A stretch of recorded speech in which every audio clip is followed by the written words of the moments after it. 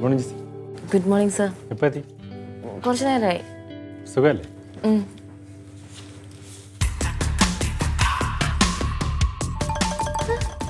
നമ്മളാരും കണ്ടില്ലേ? നിന്നെ നോക്കി ചിരിച്ചിട്ട് ചിരി കണ്ടോ? വൃത്തിയായിട്ട് ചിരി. നീ അങ്ങേരെ ആ മോതിരം തന്നില്ലേ, അതിന്റെ എന്തെങ്കിലും മനസ്സിൽ വെച്ചോണ്ടാണ്? അതൊന്നും അല്ല. നീ പിന്നെ എന്തോ പന്തികേടുണ്ട്. ഞാൻ പറയാം, ഈ കല്യാണമൊക്കെ കഴിഞ്ഞിട്ട് ഭാര്യനെ ഹസ്ബൻഡ് പിറ്റേ ദിവസം കാണുമ്പോൾ ഒരു കള്ളച്ചിരി ഇരിക്കില്ലേ, സെയിം ടോണ്. അതെന്തിനാണ് എൻ്റെ അടുത്ത് ചിരിക്കുന്നേ? എന്നാ ഞാൻ ചോദിക്കുന്നേ. നീ അതല്ലേ പറഞ്ഞ, നീ ആ മോതിരം വാങ്ങിച്ചു വെച്ചില്ലേ, അങ്ങനെ മനസ്സിൽ എന്തോ ഉണ്ട്. അതുകൊണ്ടാണോ? ഞാൻ നിങ്ങൾ അപ്പഴേ പറഞ്ഞു അതൊന്നും വേണ്ടാന്ന്. ഒരു പിത്തക്കോടി. നീ എപ്പോ പറഞ്ഞത്? എപ്പോ പറഞ്ഞു? ഞാൻ പറഞ്ഞായിരുന്നു, നീ കേൾക്കാഞ്ഞിട്ടാ.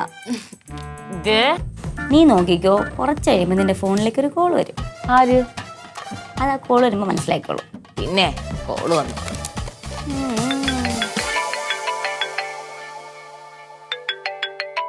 അമൽ സാറടി. Hello sir. ആ ഓക്കെ സാർ, ഞാൻ വരാം. ആ ശരി.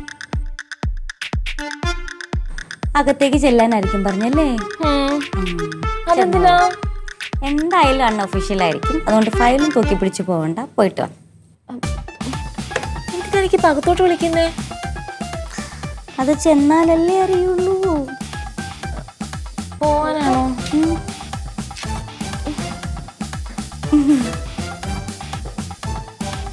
നീ അധികം ചിരിക്കണ്ട, ഒരു കോൾ ഇപ്പം നിനക്കും വരും. ആ ചെന്നൈയിലെ പ്രൊജക്ട് തീർത്തിട്ടില്ലല്ലേ, പോവാ റെഡി ആയിട്ടിരുന്നു.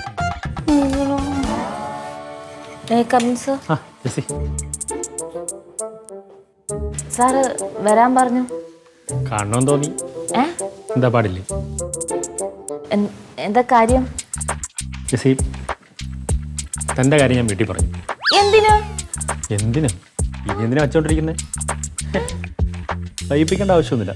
ഞാൻ വല്യമ്മച്ചെടുത്ത് പറഞ്ഞു തനിക്ക് റിങ് തന്നു. സാർ എനിക്കത് ഗിഫ്റ്റ് തന്നതല്ലേ?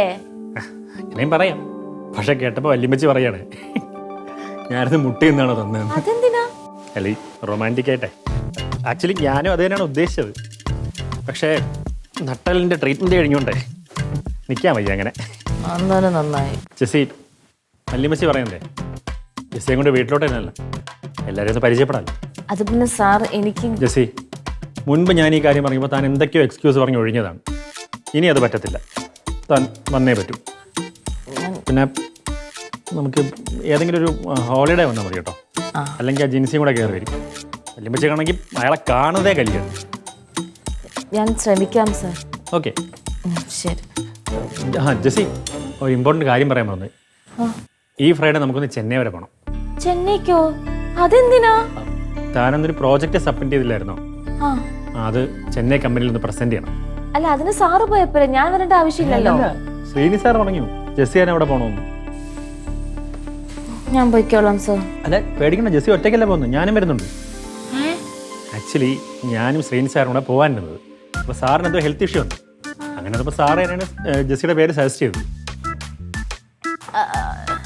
എന്നത്തെ പിന്നെ നമുക്ക് നമ്മുടെ ടോമിയോട് കൂടെ കൂട്ടാം. അതിൻ്റെ ആവശ്യം എന്താ? അല്ലെങ്കിൽ തന്നെ ഇവിടെ സാറ്റർഡേ ഓഫീസൊക്കെ ഉള്ളതല്ലേ, നമുക്ക് ഫ്രൈഡേ മീറ്റിംഗ് കഴിഞ്ഞ് സാറ്റർഡേ അവിടേക്ക് ഒന്ന് കറങ്ങിയിട്ട് സൺഡേ ഈവനിങ് ആകുമ്പോൾ തിരിച്ചിങ്ങ് വരാം. എന്നാൽ നമുക്ക് ജീൻസിയും കൂടെ കൂട്ടാം സാർ, അതാകുമ്പോൾ നമുക്കൊരു കൂട്ടാവുമല്ലോ കറങ്ങാനൊക്കെ. എന്തിന് നാട്ടുകാരുടെയും കൂടെ തല്ലി വാങ്ങിച്ച് കുടിക്കാനോ? ജെസ്സി, നമ്മൾ രണ്ടുപേരും മാത്രമേ പോകുന്നുള്ളൂ, ഇതാണ് കമ്പനിയുടെ തീരുമാനം. ഞാനൊന്ന് ആലോചിച്ചിട്ട് പറയാം സാർ. ആലോചിച്ചിട്ട് പറഞ്ഞാൽ മതി, പക്ഷേ ഒഫീഷ്യലി തനിക്കതൊരു അച്ചീവ്മെൻ്റ് ആയിരിക്കും അന്ന് കഴിഞ്ഞാൽ. ഓക്കെ അല്ലേ? ആലോചിക്കട്ടെ. ഓക്കെ, ശരി.